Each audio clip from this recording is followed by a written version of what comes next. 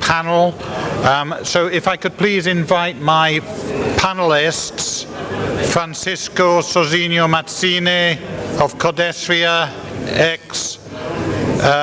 Executive Director of ACALAN, Kristy of UNESCO and the convener of the Mother Tongue-based Multilingual Education Working Group in UNESCO in Southeast Asia,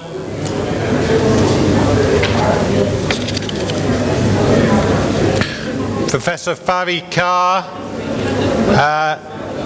our teacher, African linguist from Senegal,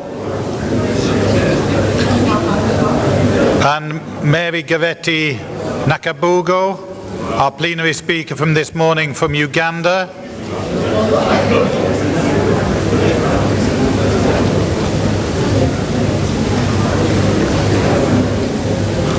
I saw Fary. Is Mary Goretti here?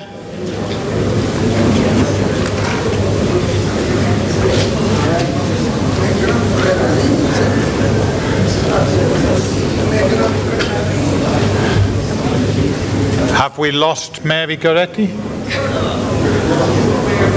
Oh, we found her, thank you. Hello, Mary Goretti.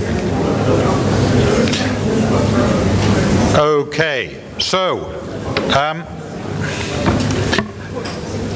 the idea of this final session is for us to distill the 3 days of this conference into a few messages that we can take away with us individually, and messages that the organizers can also put into a publication. And we can talk to you about it before we publish it too. And so I'd like to say a few words about how the conference have gone. Then I'm going to ask our panel to give a very short message each about what they see as the main things coming out of the conference. After that, I'm going to ask you to work to write down one or two major points in small groups and hand those points in and talk about them, and then we'll have a final roundup. So as I'm speaking and as we're speaking, please think about what these questions mean for you. I want to go over what we've been doing, and in particular just think again, go back to Monday morning when we had our first plenary, and I'll take you through the plenary sessions again. If you remember, we began with a session by Paulang Jite talking about the connection between education and development and bringing in the issues of governance, the economy, and in particular health, looking perhaps in particular at SDG number 3 on health. You remember he used the Ebola case study in West Africa, showing how vitally important language was. Some of the memorable quotes he used for me were, "Our leaders pay lip service to language." And again, there was this thread coming through the conference about the distinction between policy as stated in government's documentations and words and implementation. Another quote, "It doesn't hurt to know 2 languages." And again, language is the foundation for sustainable development. After that, our second plenary was by Lee Swigert, who talked about the International Criminal Court. I suppose in a way it was focusing more than anything on SDG 16, about peace and justice and sustainable, about secure and stable societies. She highlighted the complexity of the situation, the political sensitivity and the legal sensitivity of language,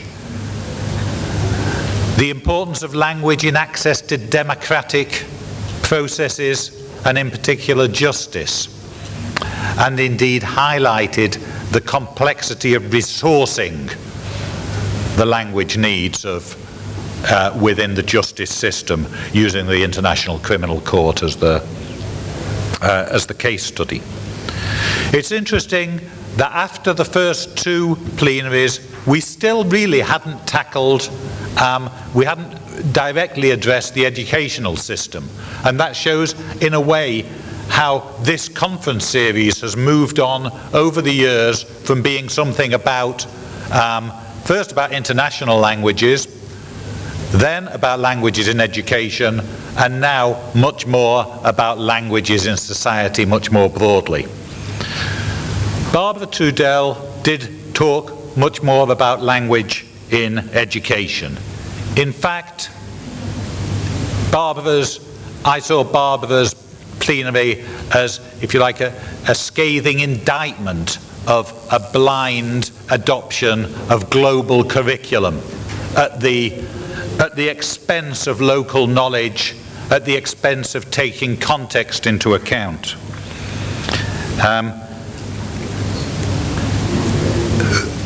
She said that values such as industry, hard work, moral correctness were typically being underestimated or neglected in this kind of global curriculum, and called for a much greater local ownership of curricula, with a move from the known to the unknown. Gave great examples of where this was happening from a grassroots bottom-up level, and of course grounded this in mother tongue based education. Our fourth plenary was Salikoko Mofwene. You'll remember he talked about the African chicken and egg situation. Salikoko advocated not only education in African languages, but also for local economies and indeed jobs to be based on African languages. As he was speaking, it struck me of the European corresponding examples, where, for example, minority languages such as Catalan in Spain and Welsh in the United Kingdom have been revitalized and kept strong by grounding them not only in the education system, but also in the economic system and indeed the job market. But he praised African multilingualism and called for the language that is most practical to be the one that's used, without rejecting international languages, not rejecting them, but not relegating African and local languages below in international languages.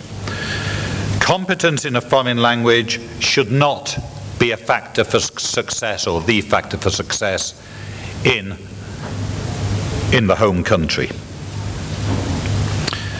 This morning, Mary Goretti here spoke to us about a great example of, she showed the power of local organizations, of grassroots, power of the people. The way NGOs, groups of community groups, can force the government to listen. She praised the way that these groups have upset governments, have forced them to listen, embarrassed them into action. And she showed the power of individuals and communities to highlight, to bring about educational quality without relying on governments to do it. And that for me was a big message for the conference as a whole. Many of the great examples were examples not from bottom-down governments, but from top-down governments, but from bottom-up community action. And finally, I won't go over Dr. Ahmed Diouf's final plenary, but we've seen here a reaffirmation of the potential of not only African languages, but of course languages all around the world. Only 30 years ago, English did not have the power to talk about the internet, and now it does. I'm going to hand over to our panelists and let them say, so in 3 or 4 minutes, I'd like to hear from our panelists what you see as being the key message, if you like, that's come across from you, and what we should be, what you've learned, what messages you're going to give, and what action you might be able to take away from these 3 days. We didn't agree on order, did we? So, anybody want to go first? Kristy is our volunteer. Thank you. It has been great pleasure to be here and attending the conference. This is my first time actually in Africa, so I have very limited knowledge of African context, but it's been a great learning experience for myself. So these are my observation and some points to take. First, I attended actually the previous British Council conference in 2011 in Sri Lanka. So I was really glad to see how British Council taking the position similar to UNESCO on the language of instruction. So I will definitely take that with me to Asia Pacific region and share with our members. The second observation that I found it interesting was in Asia Pacific context, it's usually when we talk about language issue, it's usually about local language versus national language. But it seems a lot of discussion here is about international language or colonial language. So it was very interesting to see this dynamic in the region. The third point I want to say was there are so many good examples and good research going on in this African region, which I will be taking back to Asia Pacific region, but I see a lot of disconnection between the research and what's going on in the ground to the policy level. So I don't know how this region wants to move it forward to deliver the message to the right people on the policy level. The last point I want to make, actually it relates to my favorite African proverb, which I use it a lot in the early childhood care and education setting. It takes a village to raise a child. So I feel like everyone has to be involved in fostering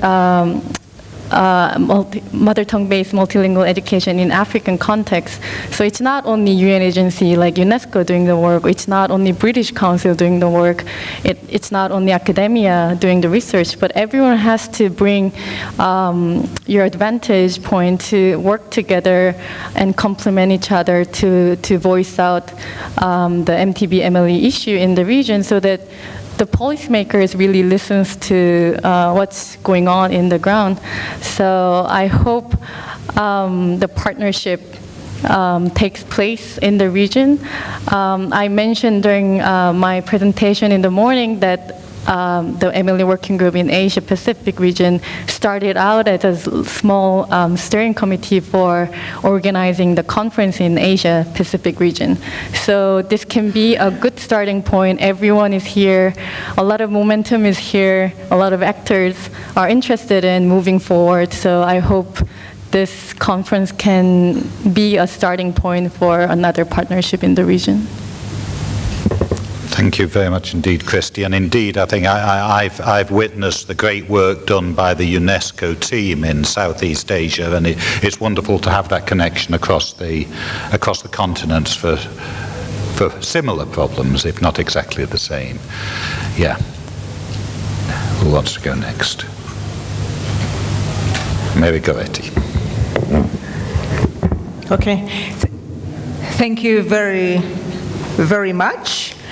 I think I got a couple of lessons from attending the different sessions, but one thing that has come out consistently is how emotive language can be, but also the fact that language actually speaks to the heart of the people. And that made me think about how training of different professionals is actually done, and the role of language in the training of different professionals. So my thinking was that, or my takeaway is maybe further exploration of how language actually, or language skills, could be integrated in the training of different professionals, be it doctors, lawyers, nurses, or administrators, wherever they are. Just getting a dose of basic skills in the local language that is widely spoken in the area where these graduates are going to work, I think would be a good thing to do. So I think in terms of action that I would take is coming from civil society, is some kind of advocacy and talking to the people who matter to see why this is very important, actually. If you talk about tertiary education or higher education, even thinking of a cross-cutting course or a module where different professionals would acquire some basic skills in a local language widely spoken in the area, or even sign language, I think would be a good thing to do. So other lessons that or key things that came out from the different sessions is that in the absence of a language, a common language, there are some methodologies that could be used actually to communicate and bring people together or on board. I attended some sessions which actually promoted the use of participatory methods, visualization, the use of storytelling, and I thought those were actually powerful. The other issue that actually fascinated me, which I'd never thought about, is the role of language in achieving social justice for all. It's, I think, something that I hadn't thought about before coming to this session. But also, I think what I spoke to this morning is, I think, the power of working with civil society, the local communities, to research and even monitor the attainment of the different sustainable development goals, because it's the people in the communities who are closer to where issues are happening, who speak the languages that people actually talk. So there's value in including people from the bottom, at the bottom, into researching some of these issues. One thing that I'm very clear of, and there is research to this effect, is that the more we work with people at the grassroots, the more we work with communities, the more it is actually easy to reach the most marginalized. You bring external people to investigate or monitor or interrogate some of these issues. There are areas where they can't reach, and thereby you are excluding the most excluded. So one thing which is at the center of the SDG agenda, I think I'm quite more familiar with SDG 4, but I think it's a cross-cutting issue in all SDGs, is inclusion and reaching the most marginalized. And I think working with the local communities in whatever we do is a sure deal of reaching the disadvantaged. Thank you very much. Yeah. Thank you very much, Mary Goretti.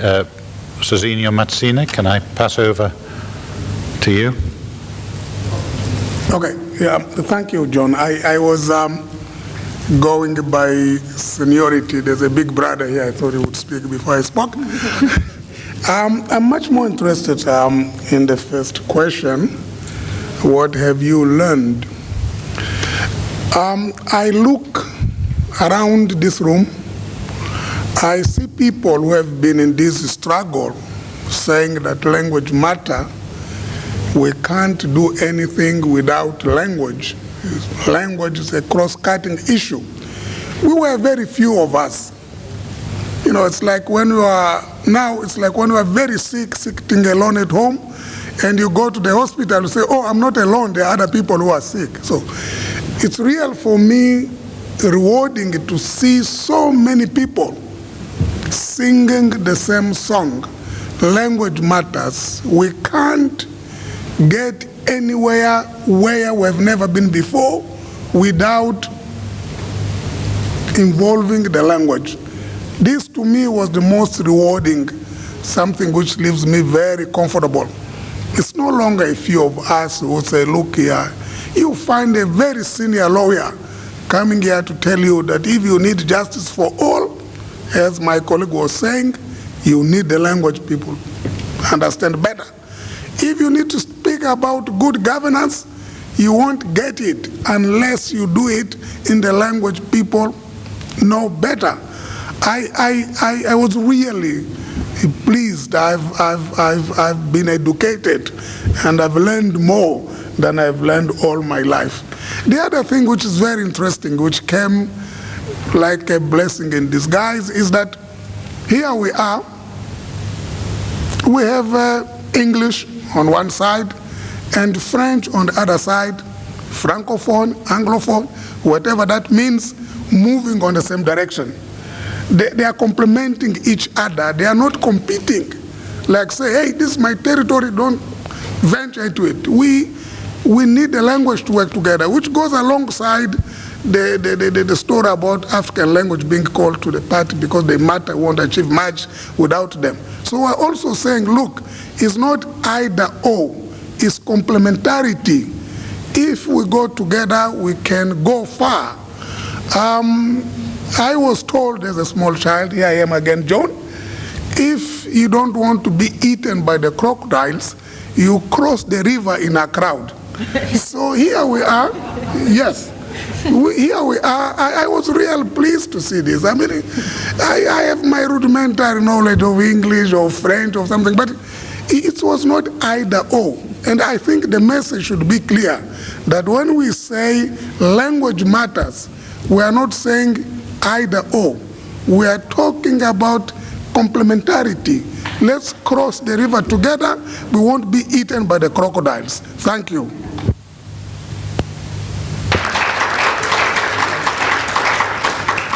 Thank you very much. And finally, let's have could we have a message from our representative from the host country, from Senegal, Professor Fary.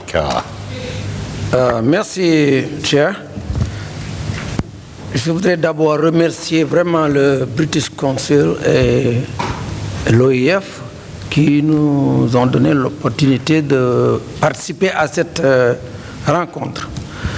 Cette rencontre est d'une importance capitale à mon avis parce que nous avons ici l'Afrique subsaharienne, l'Afrique du Nord, nous avons l'Asie, nous avons l'Europe, nous avons les grandes langues d'Europe et ce qui est le plus en question, c'est les langues d'Afrique subsaharienne. Et c'est là que gît le problème. Mais personnellement, j'éprouve une grande satisfaction à participer à cette rencontre parce que vous avez dû constater qu'à chaque panel où je suis présent, je me suis précipité pour donner mon avis, poser des questions, apporter des commentaires. Ça veut dire que c'est d'une importance capitale. Nous avons l'occasion ici de remarquer et de réaffirmer encore une fois que la langue, ça compte. La langue, c'est important. La dernière fois, c'était il y a quelques années, c'était le slogan de l'UNESCO. pour la journée internationale, je crois, de la langue maternelle. La langue, ça compte. Et effectivement, la langue, c'est essentiel. Pour nous, autres êtres humains, la langue est une des premières formes d'expression de notre personnalité. Et tout ce qui a été dit ici, à travers les excellents panels qui ont été suivis, se résume à cela. C'est-à-dire que comment on va faire pour que les langues nous servent avec équité. Nous ne rejetons pas les langues européennes, ce n'est même pas souhaitable, parce que ce sont maintenant des langues africaines. L'anglais est une langue mondiale d'ailleurs, l'anglais est une langue africaine, le français aussi, langue d'Afrique, etc. Mais notre problème, c'est les langues de la majorité actuelle. En ce XXIe siècle, la langue de la majorité actuelle des Africains au sud du Sahara, ce sont les langues africaines. Toutes les populations africaines, quel que soit le pays, les 54 États d'Afrique, y compris les États arabes, les gens parlent leur langue au quotidien, mais non pas les langues officielles, non pas les langues des livres, mais les langues de communication quotidienne. C'est valable pour le Sénégal, c'est valable pour tous les pays. C'est pourquoi ce que nous avons passé en revue ici, pendant ces 3 jours, me semble d'une importance capitale. C'est une grande opportunité. C'est pourquoi j'ai beaucoup appris. Je ne vais pas énumérer ce que j'ai appris. Bien sûr que nous avons tous appris beaucoup de choses, parce que vraiment, on a assisté à des éminences hors pair. Et ce que nous allons faire, peut-être ça résumera à continuer ce que nous faisions déjà en tant que linguiste, en tant qu'activiste pour les langues africaines, et peut-être essayer de faire plus. Mais pour résumer mon intervention, j'ai envie de faire 2 messages. Ça peut être une bouteille à la mer, mais j'y crois. Le premier message devrait s'adresser aux gouvernants et aux États africains. Parce que c'est surtout ça le problème. Nous autres, je souhaiterais que par-delà les principes, les clauses de style, les pétitions de principe, là, les blabla politiques que nous connaissons bien, que nos États fassent un effort. Il est vrai, comme l'a dit, je crois, M. Diouf, que c'est un long time run. Obviously, it's a long time run. Ça ne peut pas se faire du jour au lendemain. Mais nous sommes dans un processus qui va être long. Mais je recommanderais aux États africains vraiment de tout mettre en œuvre, tout ce qui est en leur possibilité, pour faire des langues africaines, des langues dans 3 domaines clés, avec ce que ça demande en accompagnement. 1, l'éducation.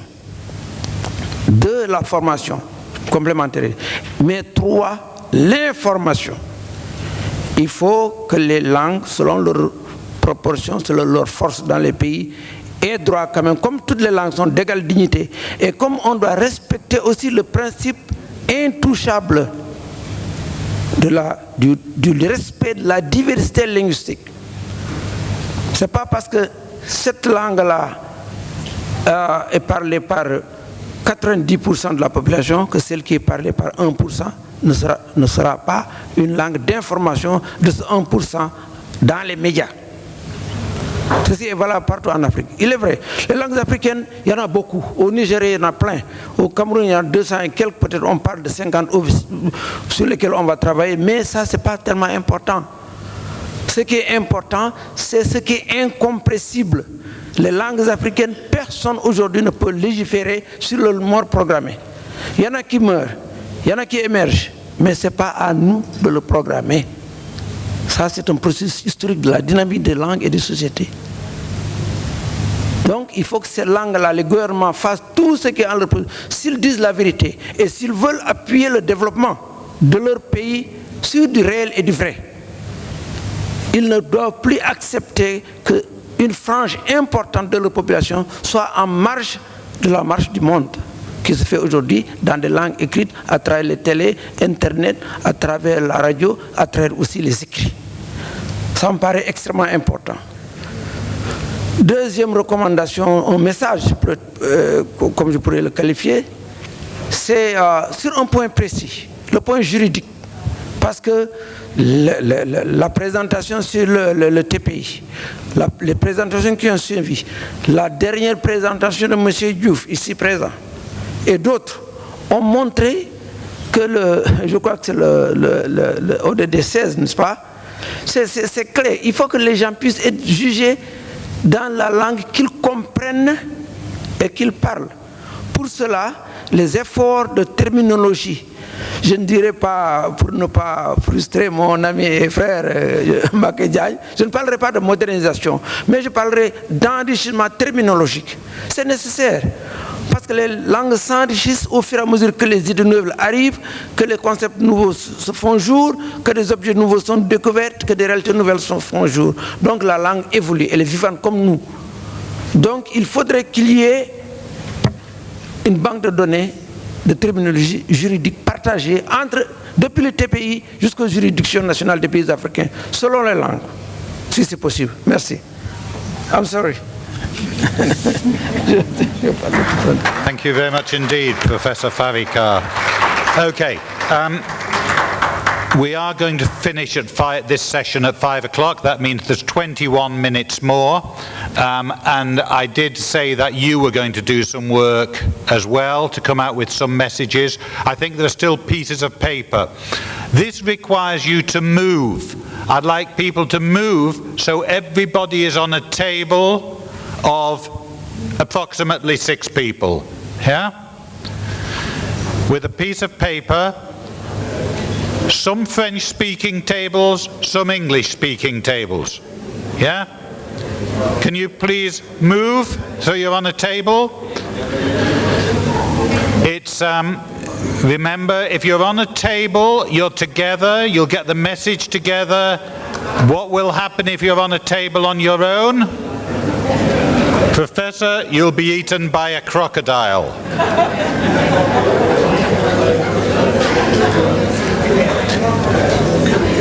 I want every table to write down at least one big message answering these questions. Could I ask my fellow trustees of the conference series and my colleagues at the British Council to ensure that every table is writing down one or two messages? And we're going to give you 10 minutes to do that.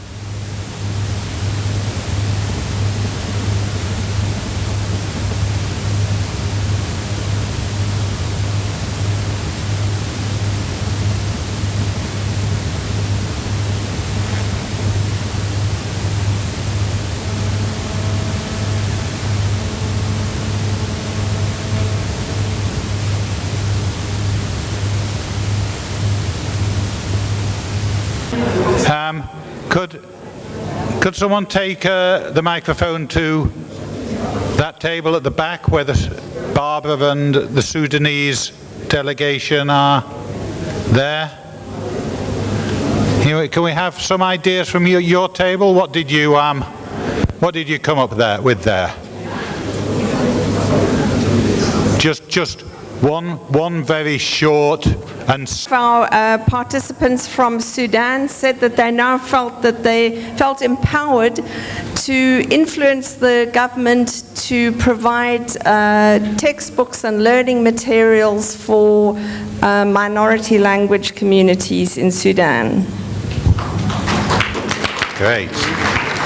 Ready, but one of the things that we were saying was that we need to find a better way to be able to communicate clearly with government officials and administrative institutions in relation to transferring the knowledge and the expertise that we have from research and the practice on the ground in ways that can be retained within the ministries and the departments of education on one hand, and also to be retained within the universities and teacher training colleges.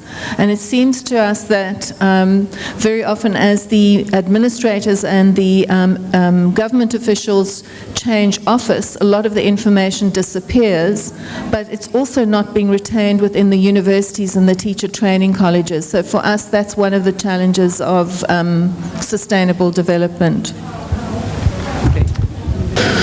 Feel free to follow. This is a work in progress, but something around, right? And I'll put this crudely, but had we time, we'd have put it in beautiful, eloquent language. Multilingual education is a great idea, but to be successful, we need to include and speak to policymakers, obviously parents, but particularly young people who perhaps are not, as someone pointed out, massively represented in the present company. Do people really value the local languages? And also a message from the table which was along the lines of listen to what people want rather than what may appear to be the nice idea. Listen to people. And the next table along.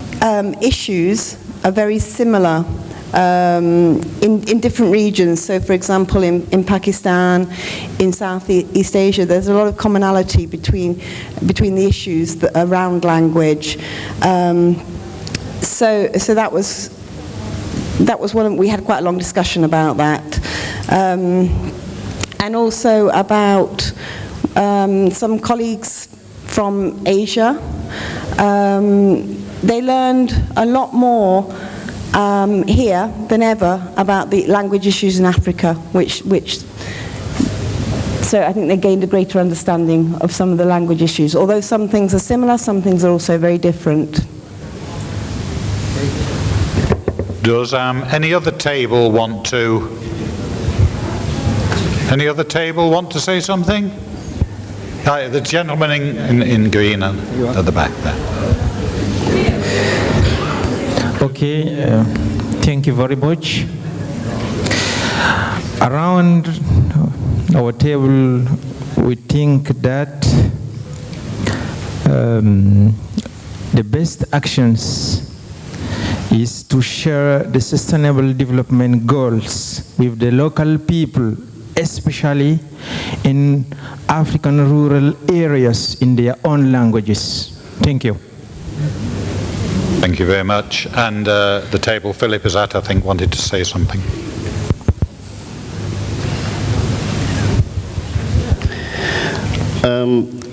Maybe just before one mentions what the table believes, it's something to take forward.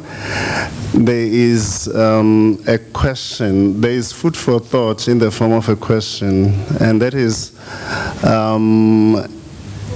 at the end of the conference, which was more about language. The question could be, for how long African countries gonna be categorized either as Anglophone or Francophone?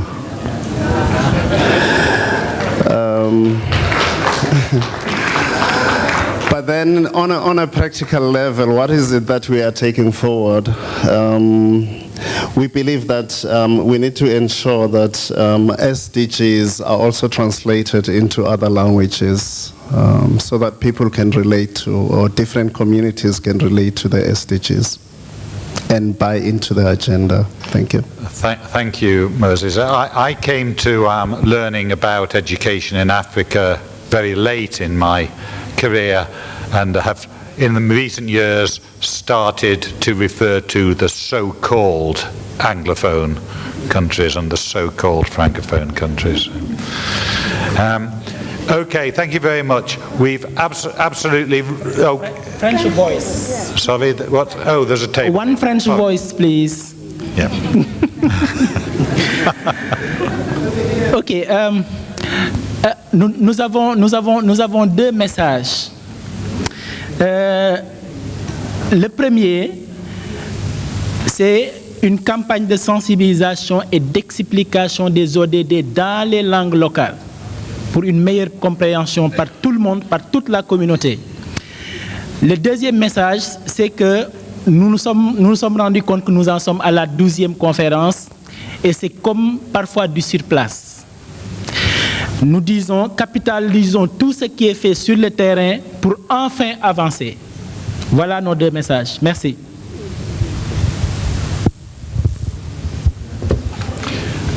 Merci beaucoup. Pardonnez-moi que je ne parle français. Bien. Bien. Monsieur. Okay. Thank you very much for that. Thank you very much indeed for our panel for starting you off on that. Thank you very much, our distinguished panelists. I'm going to. And can you please? Can Mark and the team come round the tables and pick up the papers, please? Or Howell will pick up the papers. Make sure you give your papers to someone who appears to be entitled to collect them. And I'm going to now pass the microphone back to Philip for concluding remarks to the conference.